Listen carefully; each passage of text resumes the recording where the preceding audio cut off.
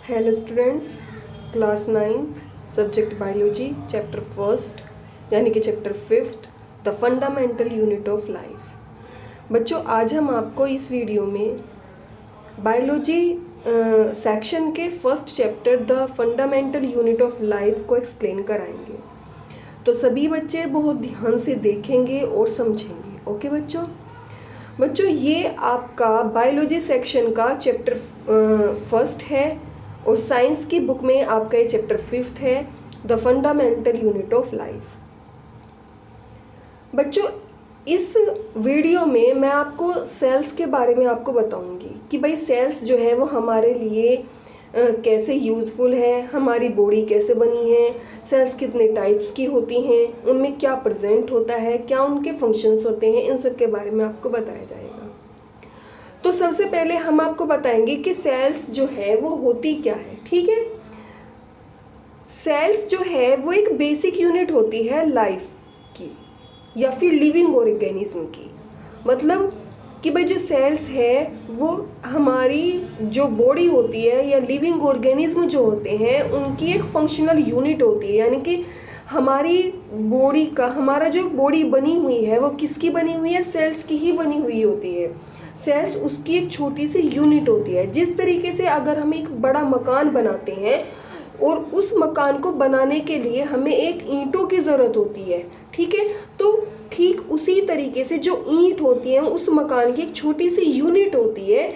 और ठीक उसी तरीके से जो हमारी बॉडी होती है, हमारी बॉडी के लिए वो सेल्स जो होती हैं वो एक ईंट का काम करती है। ओके बच्चों, तो जो सेल्स होती हैं उनकी डिफाइन क्या होगी? The structural and functional unit of life cells कहलाती है। ठीक है, अब जो सेल्स होती हैं, सेल्स के आधार पर जो ऑर्गेनिज्म होते हैं वो दो तरीके के होते हैं। कितने तरीके के होते हैं? दो तरीके के।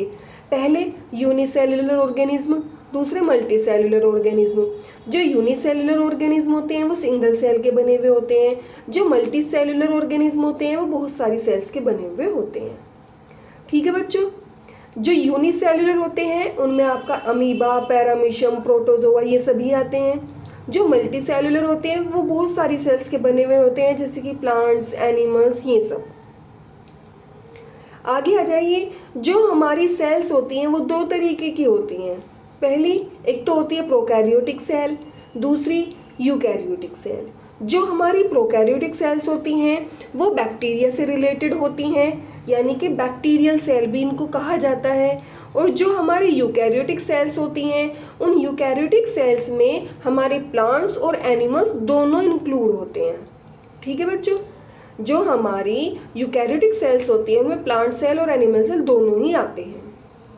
अब जो हमारी यूकैरियोटिक सेल्स होती हैं उनमें उनकी स्ट्रक्चर क्या है और किस चीज़ की वो बनी हुई हैं, क्या क्या उनमें प्रेजेंट है, उनके बारे में। स्ट्रक्चरल ऑर्गेनाइजेशन ऑफ सेल्स, यानी कि मेन रूप से उसमें प्लाज्मा मेम्ब्रेन होती है, सेल वॉल होती है, न्यूक्लियस होता है और साइटोप्लाज्मा होता है।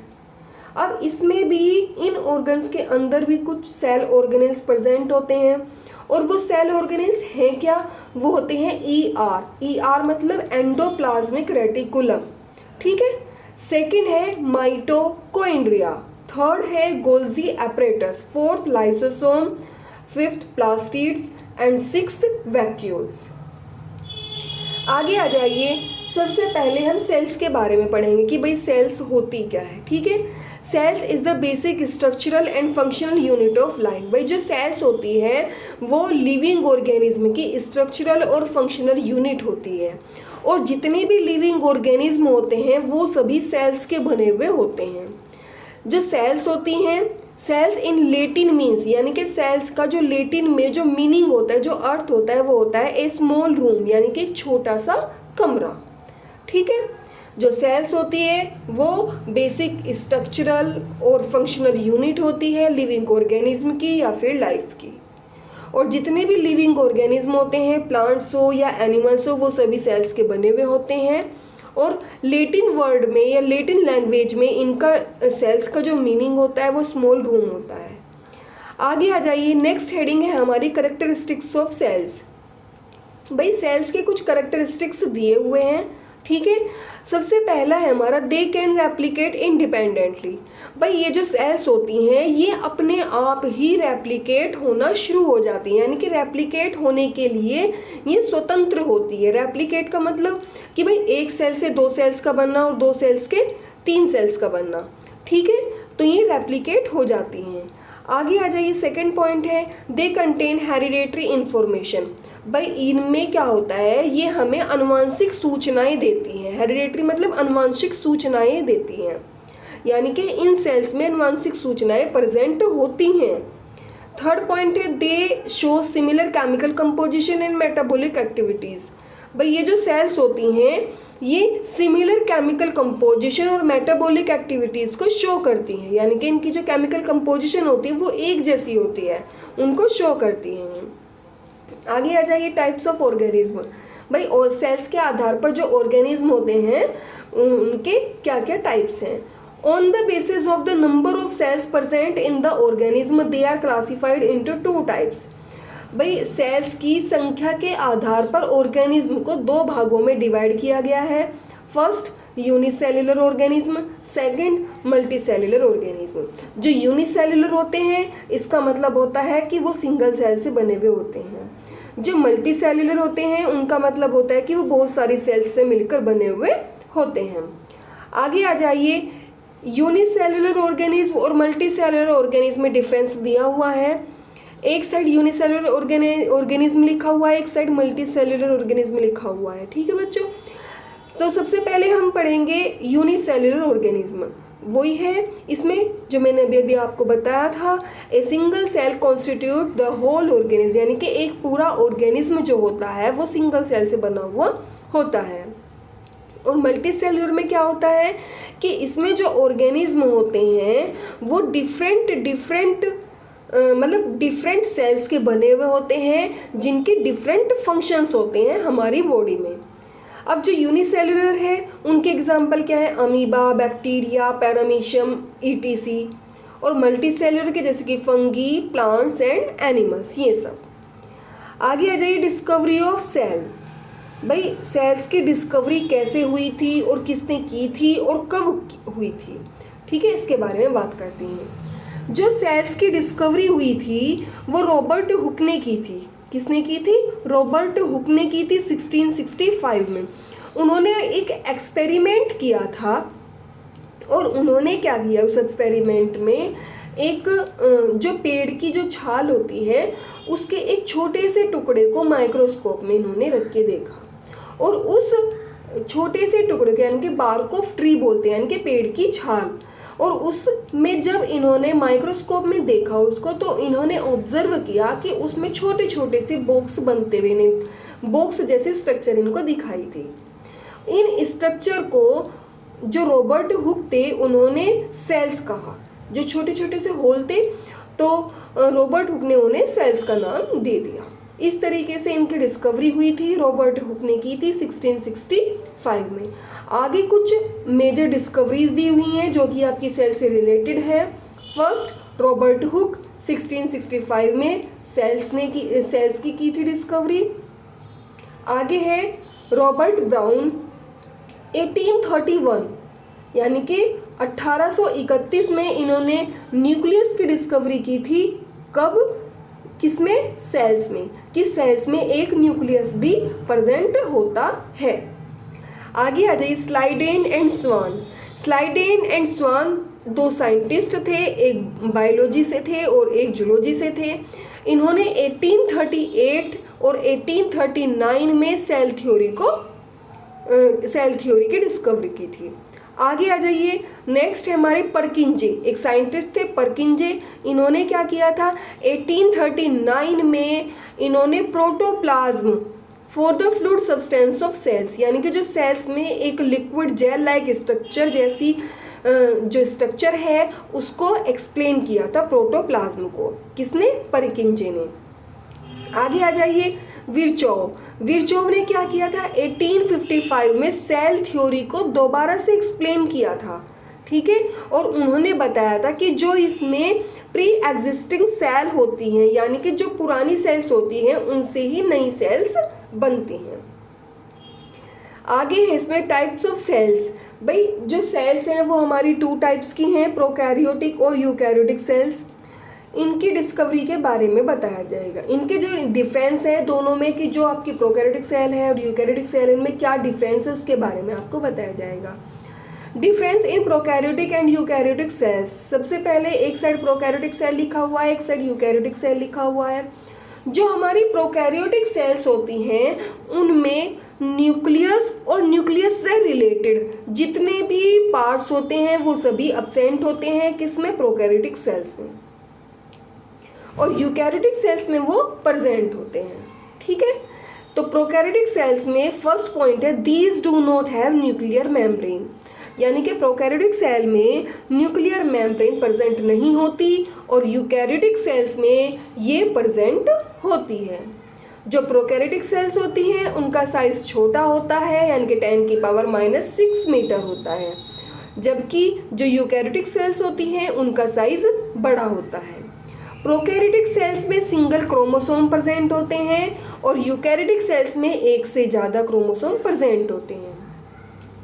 जो प्रोकैरियोटिक सेल्स होती हैं मेम्ब्रेन बाउंड सेल ऑर्गेनेल्स, यानी कि membrane bound cell organelles absent होते हैं, जबकि यूकैरियोटिक सेल्स में ये ऑर्गेनेल्स प्रेजेंट होते हैं। आगे cell division takes place by fission और बडिंग। जो प्रोकैरियोटिक सेल्स होती हैं इनमें जो सेल डिवीजन होता है वो फिजन और बडिंग के द्वारा होता है, जबकि जो यूकैरियोटिक सेल्स होती हैं उनमें माइटोसिस और मियोसिस के द्वारा होता है। ठीक है बच्चों, आगे आ जाइए, प्लांट सेल और एनिमल सेल में क्या डिफरेंस है उसके बारे में आपको बताया जाएगा। जो डिफरेंस है, एक साइड एनिमल सेल लिखा हुआ है, एक साइड प्लांट सेल लिखा हुआ है। जो एनिमल सेल है उनका साइज छोटा होता है, किसके कंपेयर? प्लांट सेल्स के कंपेयर में। यानी कि animal cell generally small in size, animal cell जो होती हैं वो सामान्य रूप से छोटी होती हैं, जबकि प्लांट सेल्स जो होती हैं वो बड़ी होती हैं, यानी कि लार्ज साइज की होती हैं। एनिमल सेल में सेल वॉल एब्सेंट होता है, जबकि प्लांट सेल में ये प्रेजेंट होते हैं। एनिमल सेल में साइटोप्लाज्म में बहुत कम वैक्यूल्स प्रेजेंट होती हैं या फिर बिल्कुल ही एब्सेंट होती हैं, जबकि प्लांट सेल में जो हमारी वैक्यूल्स होती हैं वो बहुत ज़्यादा मात्रा में प्रेजेंट होती हैं और बड़े साइज में प्रेजेंट होती हैं। आगे animal cell plastids are absent. जो एनिमल्स होते हैं उनमें प्लास्टिड्स एब्सेंट होते हैं, जबकि प्लांट सेल में ये प्रेजेंट होते हैं। Animal cell possess centrioles. Animal cell में सेंट्रियोल्स प्रेजेंट होते हैं और जो हमारी प्लांट सेल्स होती हैं उनमें सेंट्रोसोम और सेंट्रियोल्स एब्सेंट होते हैं। जो एनिमल सेल है nucleus lie in the centre. जो एनिमल सेल होती हैं उनमें न्यूक्लियस सेंटर में होता है, जबकि प्लांट सेल में जो न्यूक्लियस होता है वो वन साइड होता है, यानी कि एक ओर होता है। आगे ये आपका डायग्राम दिया हुआ है, इसमें प्लांट सेल और एनिमल सेल का डायग्राम दिया हुआ है। ठीक है बच्चों, अब हम बात करते हैं एनिमल सेल के डायग्राम की। आप देख रहे हैं इसमें एक डायग्राम बना हुआ है और इसमें आपकी प्लाज्मा मेम्ब्रेन, सिर्फ सिंगल मेम्ब्रेन प्रेजेंट है, इसमें सेल वॉल प्रेजेंट नहीं है, यानी कि इसमें सिर्फ प्लाज्मा मेम्ब्रेन प्रेजेंट है। फिर गोल्जी अपरेटस प्रेजेंट है, जिसमें थैली लाइक स्ट्रक्चर आपको दिखाई दे रही है, गोल्जी अपरेटस प्रेजेंट है। एक इसमें स्ट्रक्चर आपको दिखाई दे रही है जिसको माइटोकॉन्ड्रिया कहा जाता है, ये पावर हाउस कहलाता है सेल्स का। ठीक है बच्चों, आगे आ जाइए, इसमें एक बड़ा सा सर्कल में स्ट्रक्चर दिखाई दे रही है, ये होती है, ये पूरी स्ट्रक्चर तो होती है न्यूक्लियस की, ठीक है, और इससे रिलेटेड ही जो इससे अटैच होती हैं एक थैली लाइक स्ट्रक्चर होती हैं जिसको कहा जाता है एंडोप्लाज्मिक रेटिकुलम। और एंडोप्लाज्मिक रेटिकुलम 2 टाइप्स का होता है, जिसमें छोटे छोटे से डॉट आपको दिखाई दे रहे हैं वो रफ एंडोप्लाज्मिक रेटिकुलम होंगे, और जिसमें ये डॉट यानी कि राइबोसोम जिसमें प्रेजेंट नहीं है वो आपके स्मूथ एंडोप्लाज्मिक रेटिकुलम होंगे। जो सर्कल में स्ट्रक्चर दिखाई दे रही है वो लाइसोसोम है, जो छोटे छोटे से पार्ट दिखाई दे रहे हैं वो राइबोसोम है, और जो इसमें जेल लाइक स्ट्रक्चर प्रेजेंट है वो इसमें साइटोप्लाज्म है। ये आपका एनिमल सेल का डायग्राम था। आगे आ जाइए प्लांट सेल। प्लांट सेल का डायग्राम के बारे में बात करते हैं। और जो इसमें एनिमल सेल में वैक्यूल्स है, या तो वो एब्सेंट नहीं होती या फिर बहुत ही छोटे साइज में प्रेजेंट होती है और बहुत ही कम होती हैं। एंड प्लांट सेल में क्या होता है, प्लांट सेल में सबसे पहले हमारी जो बाहर वाली स्ट्रक्चर दिखाई दे रही है ये हमारी सेल वॉल है, जो कि डबल मेम्ब्रेन में दिखाई दे रही है। ठीक है बच्चों, जो सेल वॉल है हमारी, ये सबसे पहले प्लांट सेल में प्रेजेंट होती है। ठीक है, उसके बाद जो हमारी सेल वॉल है, सेल वॉल के ठीक बाद में हमारी प्लाज्मा मेम्ब्रेन प्रेजेंट होती है। ठीक है, और जो इसमें बड़ी सी खाली जगह बची हुई है ये होती है वैक्यूल्स। वैक्यूल्स कहा जाता है। प्लांट सेल में बहुत बड़े साइज में ये प्रेजेंट होती हैं वैक्यूल्स। ठीक है, जो वैक्यूल्स होती हैं ये कब बनती हैं? वैक्यूल्स तब बनती हैं जब हमारी प्लांट सेल में जो साइटोप्लाज्म होता है वो पूरी तरीके से नहीं भर पाता और वहाँ पे कुछ खाली जगह रह जाती हैं। ठीक है, तो वहाँ पर ये वैक्यूल्स बन जाते हैं। ठीक है बच्चों, आगे आ जाइए। इसमें एक साइड में आपको न्यूक्लियस दिखाई दे रहा होगा। न्यूक्लियस इसमें प्रेजेंट है। न्यूक्लियस से रिलेटेड ही इसमें मैंने बताया था एंडोप्लाज्मिक रेटिकुलम प्रेजेंट हैं, जिनके ऊपर डॉट स्ट्रक्चर में राइबोसोम प्रेजेंट हैं वो रफ एंडोप्लाज्मिक रेटिकुलम होंगे, और जिनमें ये प्रेजेंट नहीं है वो स्मूथ एंडोप्लाज्मिक रेटिकुलम होते हैं। अब इसमें माइटोकॉन्ड्रिया दिखाई दे रही है आपको, दूसरी साइड माइटोकॉन्ड्रिया प्रेजेंट है जो कि आपकी सेल का पावर हाउस कहलाते हैं। और इसमें एक स्ट्रक्चर और दिखाई दे रही है जो सिक्के की तरह स्ट्रक्चर बनी हुई है, यानी कि जो सिक्के होते हैं जैसे एक दूसरे के ऊपर अगर हम रखते हैं तो वो क्लोरोप्लास्ट स्ट्रक्चर होती है। ठीक है, उसकी तरह आपको एक स्ट्रक्चर दिखाई दे रही है, ये आपकी क्या होगी? क्लोरोप्लास्ट। ठीक है बच्चों, ये हमारे एनिमल सेल और प्लांट सेल के डायग्राम थे और ये बच्चों बहुत ज़्यादा इम्पोर्टेंट हैं। ठीक है, आगे आ जाइए। अब हम बात करते हैं सेल मेम्ब्रेन की। भाई सेल मेम्ब्रेन क्या है? ठीक है, सेल मेम्ब्रेन या फिर प्लाज्मा मेम्ब्रेन। सबसे पहले जो हमारी प्लाज्मा मेम्ब्रेन है, सेल मेम्ब्रेन है, ये किस चीज़ की बनी हुई होती है? लिपिड और प्रोटीन्स की बनी हुई होती है। ठीक है, यानी कि प्लाज्मा मेम्ब्रेन और सेल मेम्ब्रेन जो होती है वो हमारी लिपिड या प्रोटीन्स की बनी हुई होती है। इट एलोज और permit the entry and exit of some material in and out of the cell. भाई जो प्लाज्मा मेम्ब्रेन है वो हमारे लिपिड और प्रोटीन्स की बनी हुई होती है, जिनका फंक्शन क्या होता है? इनका फंक्शन ये होता है कि जो सेल्स के कुछ मटेरियल्स होते हैं, ठीक है, उनको बाहर एंट्री और एग्जिट यानी कि बाहर के मटेरियल को अंदर आने से और अंदर के मटेरियल को बाहर आने से ये रोकते हैं। आगे आ जाइए functions of cell membrane. Cell membrane के कुछ फंक्शंस हैं। Act as selectively permeable membrane, ये एक सेलेक्टिवली परमिएबल मेम्ब्रेन की तरह काम करती है। ये सेल की जो शेप है उसको मेंटेन करती है। It also act as mechanical barrier and protect the internal content of the cell, और ये जो शेप देती है और जो सेल के अंदर के जो ऑर्गन्स होते हैं उनको क्या करती है? प्रोटेक्ट करती है। आगे आ जाइए डिफ्यूज़न। डिफ्यूज़न क्या है? ठीक है, the spontaneous movement of a substance from a region of high concentration to a region of low concentration is called diffusion. भाई ये एक ऐसा मूवमेंट होता है जिसमें सब्सटेंस जो होते हैं वो हाई कंसंट्रेशन से लो कंसंट्रेशन की ओर मूव करते हैं, और ये आपका क्या कहलाता है? डिफ्यूज़न कहलाता है। ठीक है, आगे आ जाइए ऑस्मोसिस। ऑस्मोसिस क्या होता है? The movement of water molecules. इसमें मूवमेंट होता है वाटर मॉलिक्यूल्स का सिलेक्टिवली परमिएबल मेम्ब्रेन के द्वारा। ठीक है, concentration gradients is called osmosis, यानी कि ये एक वो मूवमेंट होता है जो वाटर मॉलिक्यूल्स में सिलेक्टिवली परमिएबल मेम्ब्रेन के द्वारा कंसंट्रेशन ग्रेडियंट्स में होता है, जिसको क्या कहा जाता है? ऑस्मोसिस कहा जाता है। आगे आ जाइए। अभी हमने क्या पढ़ा था? सेल वॉल, यानी कि सेल मेम्ब्रेन पढ़ी थी। अब हम क्या पढ़ेंगे? सेल वॉल के बारे में पढ़ेंगे। ठीक है, it is found only in plant cell. भाई जो सेल वॉल होती है ये केवल प्लांट सेल में ही मिलती है। It is A tough flexible but Fairlie rigid outer covering living outside plasma membrane. ये केवल प्लांट सेल में मिलती है, जो टफ होती है, फ्लेक्सिबल होती है, हार्ड होती है और जो कि प्लाज्मा मेम्ब्रेन के बाहर की ओर कवर करके रखती है। और ये किस चीज़ की बनी हुई होती है? सेल्यूलोज की बनी हुई होती है। भाई जो प्लांट की सेल वॉल बनी हुई होती है वो सेल्यूलोज की बनी हुई होती है, और जो फंगी होते हैं उनकी सेल वॉल बनी हुई होती है काइटिन की। किसकी बनी हुई होती है? काइटिन की। आगे आ जाइए, हम न्यूक्लियस के बारे में बात करते हैं कि न्यूक्लियस क्या है। ये भी एक सेल्स में क्या है? एक सेल ऑर्गेनेल्स है।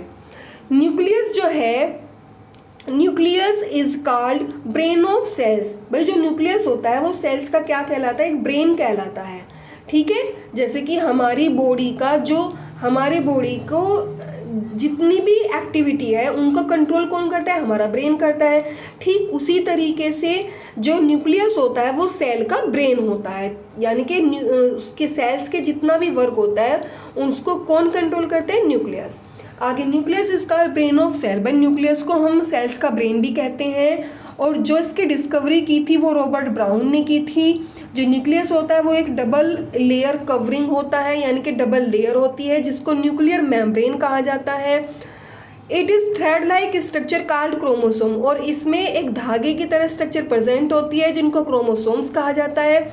It is present in eukaryotic, ये यूकैरियोटिक सेल्स में प्रेजेंट होता है, लेकिन प्रोकैरियोटिक सेल्स में ही एब्सेंट होता है। The substance field inside the nucleus is called nucleolus, और इसमें जो इस न्यूक्लियस में जो अंदर एक सब्सटेंस प्रेजेंट होता है जिसको न्यूक्लियोलस कहा जाता है। क्या कहा जाता है? न्यूक्लियोलस कहा जाता है। और इसमें एक जो लिक्विड मटेरियल भरा हुआ होता है उसको न्यूक्लियोप्लाज्म कहा जाता है।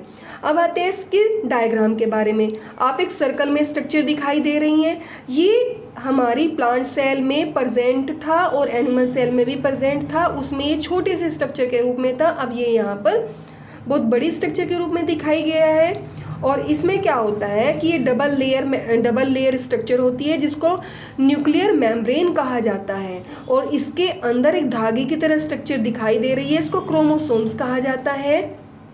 इसमें सर्कल में एक छोटी सी स्ट्रक्चर है उसको न्यूक्लियोलस कहा जाता है। जो लिक्विड मटेरियल इसके अंदर भरा हुआ है उसको न्यूक्लियोप्लाज्म कहा जाता है।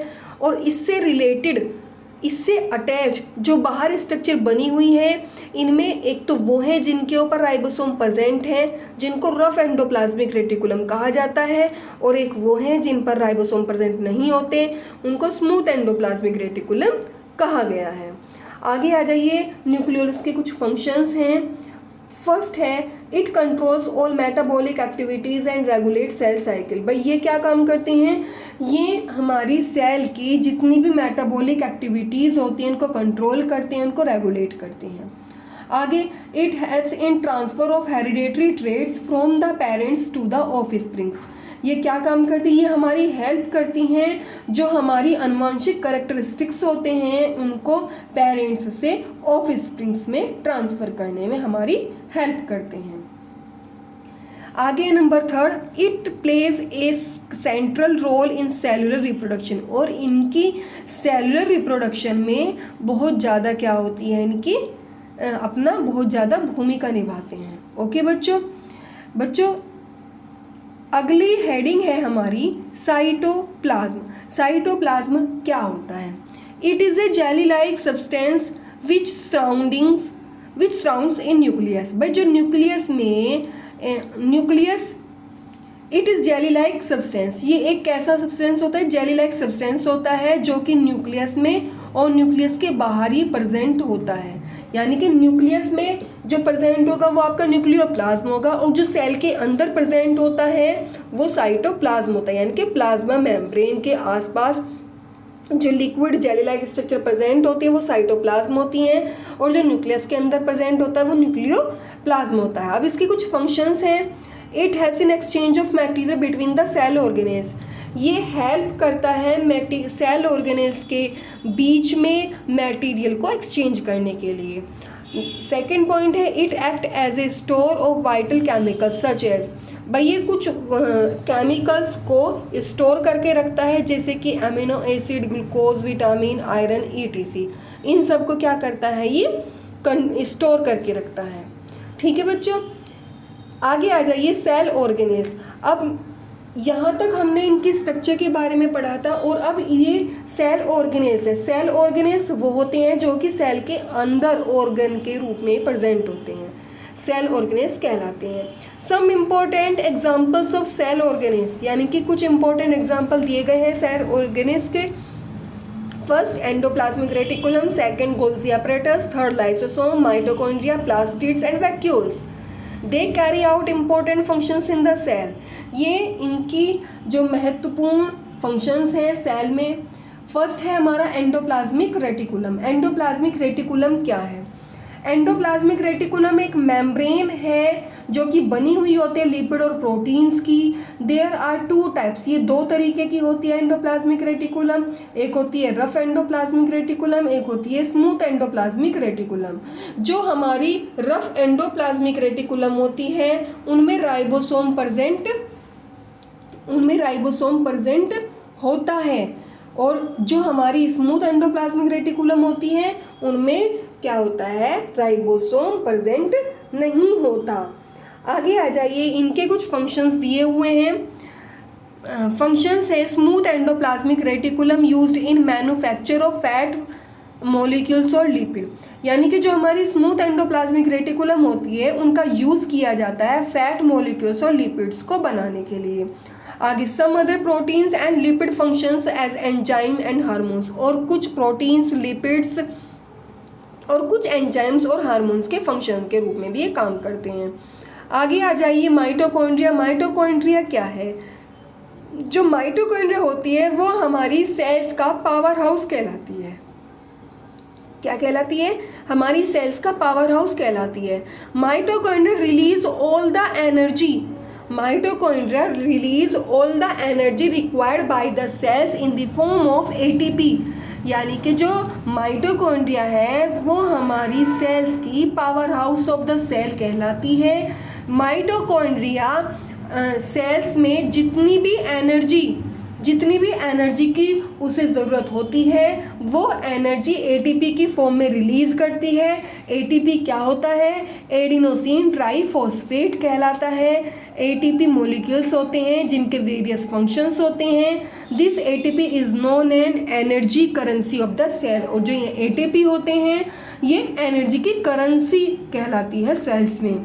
ठीक है बच्चों, it is a double membrane bound cell organelles. जो माइटोकॉन्ड्रिया होती है डबल मेम्ब्रेन सेल ऑर्गेनेज होती है। इसका जो बाहर का कवर होता है वो बहुत ज़्यादा पोरस, और अंदर का जो होता है वो बहुत ज़्यादा वो अंदर की ओर फोल्ड होता है।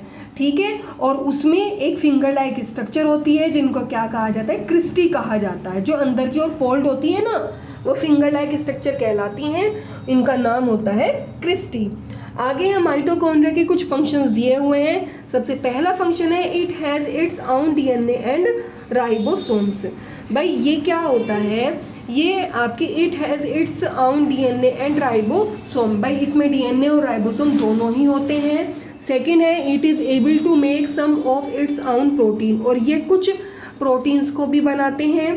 थर्ड है the energy which is needed for carrying out the various chemical process, यानी कि इसमें हमें एनर्जी की ज़रूरत होती है कुछ केमिकल प्रोसेस के लिए, जो कि हमारी सेल्स में जो माइटोकॉन्ड्रिया होते हैं वो रिलीज़ करती है एटीपी की फॉर्म में। ठीक है, आगे आ जाइए। ATP on hydrolysis gets converted into ADP. जब एटीपी का हाइड्रोलाइसिस किया जाता है, हाइड्रोलाइसिस मतलब जब उसमें हाइड्रोजन या वाटर मॉलिक्यूल्स जोड़े जाते हैं तो उसका हाइड्रोलाइसिस होता है, जो कि एटीपी से कन्वर्ट हो जाते हैं एडीपी में। और एडीपी क्या होता है? एडिनोसिन डाइफॉस्फेट, और एनर्जी के रूप में ये कन्वर्ट हो जाते हैं। ये आपका माइटोकॉन्ड्रिया का डायग्राम है।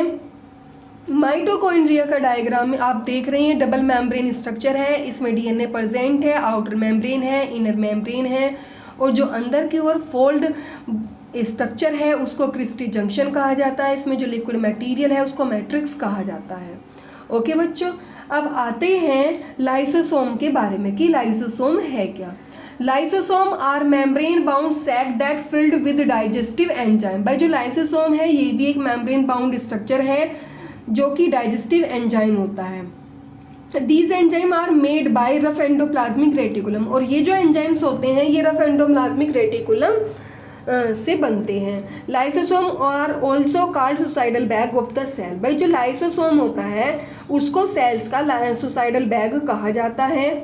ठीक है, द रीज़न, और क्यों कहा जाता है, इसका क्या रीज़न है, ये भी क्वेश्चन में आ सकता है। बेटे क्वेश्चन में ये पूछा भी गया है कि लाइसोसोम को सुसाइडल बैग क्यों कहा जाता है, तो इसका आंसर आप यहाँ से लिख सकते हैं कि lysosome are also called the suicidal bag of the cell. The reason for this is, यानी कि इसका कारण क्या है, ये है that during the disturbance in cellular metabolic, when the cell gets damaged, lysosome may burst and the enzyme digest their own cells। भाई इसका रीज़न ये होता है कि जब सेलुलर मेटाबॉलिज्म में कुछ डिस्टरबेंस हो जाता है तो फिर ये डैमेज होने लगते हैं और डैमेज होकर ये ब्रस्ट हो जाते हैं, जिससे एंजाइम्स जो होते हैं वो फैल जाते हैं, इधर उधर फैल जाते हैं, जो कि डाइजेस्ट करने के लिए उन सेल्स को। ठीक है, इसीलिए इसको सुसाइडल बैग कहा जाता है। आगे आ जाइए, इसके फंक्शंस हैं। First, it act as a waste disposal system. ये एक वेस्ट डिस्पोजल सिस्टम की तरह काम करता है।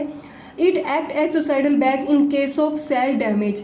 जब सेल्स डैमेज हो जाती हैं तो ये सुसाइडल बैग की तरह काम करता है। आगे है, it serves as intracellular digestive system. ये एक इंट्रासेल्युलर डाइजेस्टिव सिस्टम की तरह काम करता है। आगे आ जाइए, आगे हमारे गोल्जी एपरेटस। गोल्जी एपरेटस क्या होते हैं, it is very prominent cells organelles. ये क्या होता है, ये एक प्रोमिनेंट सेल्स होती हैं, सेल्स ऑर्गेनेल्स है। इनकी सबसे पहले डिस्कवरी कैमिलो गोल्जी ने की थी। It consist of a system of membrane bound vesicles arranged parallel और each other in sac stalk cisternae. भाई ये सिस्टम में मेम्ब्रेन बाउंड वेसिकल्स के रूप में अरेंज होते हैं, कुछ पैरेलल होते हैं, कुछ एक दूसरे से जुड़े हुए होते हैं, जिनको सिस्टर्नल कहा जाता है। ये उसकी स्ट्रक्चर होती है। ठीक है, और कैमिलो गोल्जी ने इसकी डिस्कवरी की थी। इसके फंक्शंस क्या हैं, फर्स्ट फंक्शन है Golgi apparatus store modified and pack product in vesicles. भाई जो गोल्जी एपरेटस होते हैं ये क्या काम करते हैं, स्टोर करने का, उन्हें मॉडिफाइड करने का और प्रोडक्ट को पैक करने का काम करते हैं वेसिकल्स की फॉर्म में। It helps in the formation of lysosome and acrosome. ये हेल्प करती हैं लाइसोसोम को बनाने में और एक्रोसोम को बनाने में। It forms complex sugar and simple sugar in some cases, और ये कुछ केसेस में कॉम्प्लेक्स शुगर और सिंपल शुगर की तरह काम करते हैं। आगे आ जाइए, वैक्यूल्स। वैक्यूल्स के बारे में देखते हैं हम कि वैक्यूल्स है क्या। These are the storage sac for solid और liquid contents in animal cell. Vacuoles are small size but in plants the vacuoles are large sized and many occupy 50 to 90% of total cell volume. भाई जो vacuoles होती हैं, सबसे पहले ये सुनिए कि वैक्यूल्स बनती कैसे हैं। जो हमारी प्लांट सेल होती है, जो हमारी एनिमल सेल होती है, जब इनमें साइटोप्लाज्म पूरी तरीके से या पूरी मात्रा में नहीं भर पाता तो उसमें कुछ खाली जगह रह जाती है। ठीक है, और जो कुछ खाली जगह रह जाती है, उन खाली जगह जो रह जाएगी उनको वैक्यूल्स कहा जाता है। अब ये जो वैक्यूल्स होती हैं एनिमल सेल में तो ये बहुत कम होती हैं या फिर नहीं होती हैं, और जो प्लांट सेल होती हैं उनमें ये बहुत ज़्यादा मात्रा में प्रेजेंट होती हैं। ओके बच्चों, आगे है इसमें इनके कुछ फंक्शंस दिए हुए हैं। Functions of vacuoles. Vacuoles are full of cell sap and provide turgidity and rigidity of the cell in the plants. भाई जो वैक्यूल्स हैं वो सेल सैप में पूरी तरीके से फैली रहती हैं और ये प्रोवाइड कराती है टर्जिडिटी और रेजिडिटी, यानी कि हार्डनेस, और उसे हेल्प कराती है प्लांट सेल्स में। ठीक है, आगे many substance like amino acid, sugar, organic acid and proteins are stored in vacuoles. कुछ सब्सटेंस होते हैं इनमें जो कि प्रेजेंट होते हैं, organic acid, amino acids, sugar, organic acid and proteins are stored in the vacuoles. ये सभी वैक्यूल्स में प्रेजेंट होते हैं। आगे आ जाइए, प्लास्टिड्स के बारे में बात करते हैं। प्लास्टिड्स होते क्या हैं, these are found only in plant cell. भाई जो प्लास्टिड्स होते हैं ये केवल प्लांट सेल में ही प्रेजेंट होते हैं। The organisation of plastids contain numerous membrane layered structure embedded in the material called the stroma. भाई जो प्लास्टिड्स होते हैं ये केवल प्लांट सेल में प्रेजेंट होते हैं। ये ऑर्गेनाइजेशन ऑफ प्लास्टिड्स कंटेन, ये न्यूमरस मेम्ब्रेन लेयर्ड स्ट्रक्चर होती हैं, कुछ इनमें मटेरियल प्रेजेंट होते हैं जिनको स्ट्रोमा कहा जाता है। ठीक है, अब ये जो प्लास्टिड्स होते हैं ये हमारे कितने टाइप्स के होते हैं, ये मेन रूप से तो 3 तरीके के होते हैं। ठीक है, अब जो इसमें जो होते 2 तरीके के हैं। ठीक है, जो मेन होते हैं वो 2 टाइप्स के होते हैं, और जो आपका फर्स्ट टाइप है इनमें ही 2 टाइप्स के प्रेजेंट होते हैं। First chromoplast, these are the coloured plastids. भाई जो क्रोमोप्लास्ट होते हैं कलरफुल होते हैं। ठीक है, these containing green coloured pigment, जिसमें ग्रीन कलर के पिगमेंट होते हैं उनको क्लोरोफिल कहा जाता है, जो कि क्लोरोप्लास्ट में होते हैं। और इनकी जो मेजर साइट होती है वो फोटोसिंथेसिस का प्रोसेस होता है प्लांट्स में।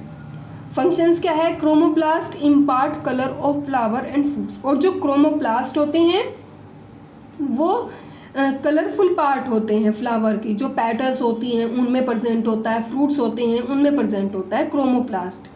ल्यूकोप्लास्ट जो होते हैं वो कलरलेस होते हैं, उनमें कोई भी कलर प्रेजेंट नहीं होता। फंक्शंस क्या है, leucoplast stored material such as starch, oil and protein granules. भाई जो ल्यूकोप्लास्ट है उनका फंक्शन क्या है, ये मटेरियल्स को स्टोर करके रखता है, किस फॉर्म में, स्टार्च की फॉर्म में, ऑयल की फॉर्म में, प्रोटीन ग्लोब्यूल्स की फॉर्म में।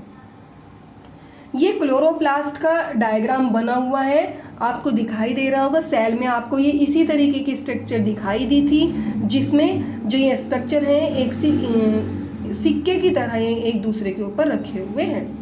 आई होप बच्चों आपको ये चैप्टर समझ आया होगा। ठीक है, और अगर कुछ चीज़ें ऐसी हैं जो आपको ये समझ नहीं आई हैं तो आप मुझसे मैसेज में पूछ सकते हैं।